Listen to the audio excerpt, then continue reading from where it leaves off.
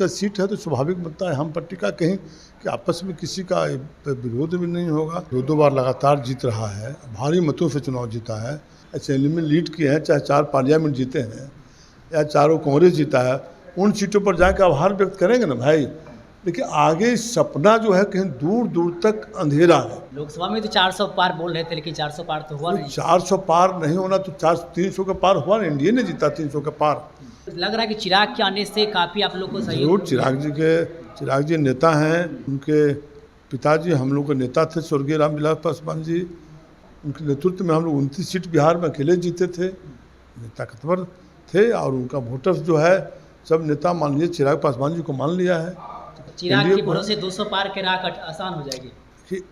नमस्कार, स्वागत है आपका लाइव बिहार में। मैं हूं आपके साथ संजीव सिंह। देखिए, रुपौली विधानसभा उपचुनाव को लेकर के कल मतदान हो रहा था। मतदान की प्रक्रिया संपन्न हो गई है, लेकिन अब रुपौली के बाद बिहार की 4 ऐसे विधानसभा के उपचुनाव हैं जिनकी चर्चाएं हो रही है कि इस बार वहां से कौन खड़े होंगे। अगर हम बात इमामगंज की करें तो इमामगंज से जीतन राम मांझी, जो कि पूर्व में सीएम रहे, हम पार्टी के संस्थापक और वर्तमान में केंद्रीय मंत्री है, गया से सांसद भी हैं, उनकी वो सीट रही है, वो इस्तीफा दे और वो सीट खाली हो गई है। अब सवाल उठता है कि वहाँ से कौन से प्रत्याशी चुनाव लड़ेंगे, किस पार्टी के हिस्से में वो सीट जाएंगे। इसी तमाम मुद्दे पर हमारे साथ बातचीत करने के लिए अनिल कुमार जी हैं, जो कि टेकारी से विधायक है और हम पार्टी के प्रदेश अध्यक्ष भी हैं। क्या कहेंगे, जो सीट खाली हुई इमामगंज की, वहाँ से कौन चुनाव लड़ रहे हैं सर? देखिए, इस सब सीट पर किसी तरह कोई मतभेद नहीं है या किसी तरह का पार्टी का स्वाभाविक है कि हिंदुस्तानी अवाम मोर्चा सेकुलर वहाँ 2 बार लगातार जीत रहा है,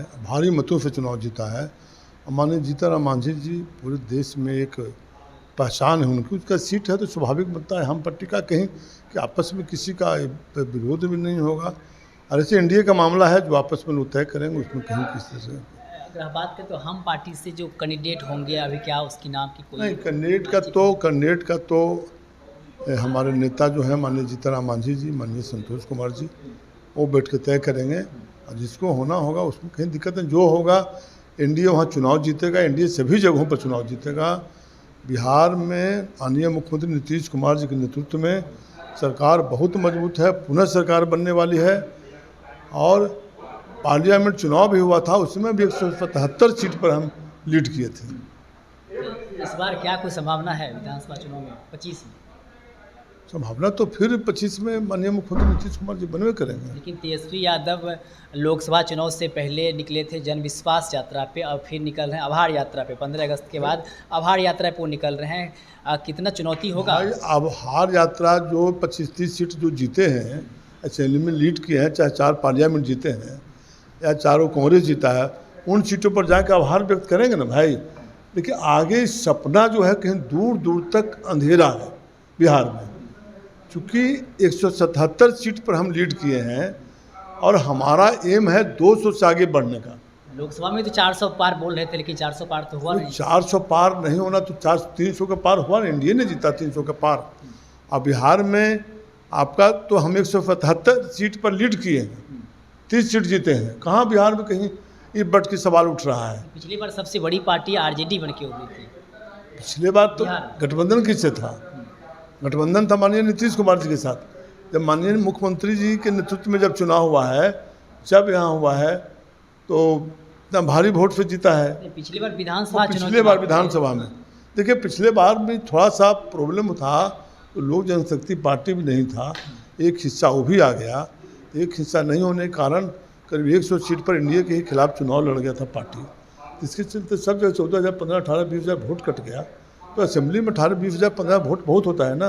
मतलब लग रहा है कि चिराग के आने से काफ़ी आप लोग को जरूर चिराग जी नेता हैं।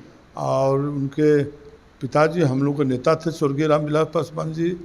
वो कद्दावर नेता थे, देश अवसर के नेता थे, बिहार में काफ़ी मजबूत थे। उनके नेतृत्व में हम लोग 29 सीट बिहार में अकेले जीते थे, ताकतवर थे। और उनका वोटर्स जो है सब नेता मान लिए, चिराग पासवान जी को मान लिया है। तो कहीं दिक्कत, इस सब फायदा चिराग के भरोसे 200 पार के राह आसान हो जाएगी। भरोसे तो सबके भरोसे है। उसका मुखिया नीतीश कुमार जी हैं, नेतृत्व उनका है, उनके नेतृत्व में है। लेकिन भरोसा सबका है, पूरे जो एनडीए गठबंधन है सबकी हिस्सेदारी है और सब लोग की जिम्मेवारी है। सब लोग मिलके भारी बहुमत बनेगा। बिहार में कहीं कुछ नहीं, इस तरह का सवाल नहीं है। इसलिए आभार व्यक्त करना, या कोई विपक्ष का नेता होगा 10 सीट मिलाने वाला, 20 सीट मिलाना, वो स्वाभाविक अपने जनता के बीच घूमते रहेगा, क्योंकि बिहार में कहीं कुछ नहीं है। बहुत बहुत धन्यवाद। बात करने की थोड़ी सी बातचीत करते हैं। अनिल कुमार जी, इन्होंने साफ तौर पे कहा कहीं कुछ होने वाला नहीं है।